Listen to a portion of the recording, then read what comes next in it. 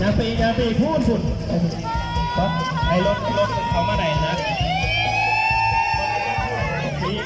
วันระยะฝุ่นยับมาทีเลยไปไว้ให้เป็นเสนียงเพราะว่ามาเป็นโควิดรถนะบอกที่รถข้าวเอาไปเลยนะ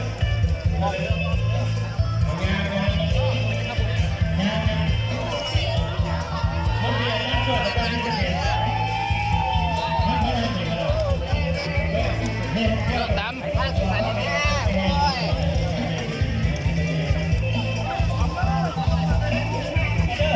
เอารถสบายจังแล้วติดจังนะได้เลยช่วงนี้ก่อนว่าจะเป็นที่เอาไปสิ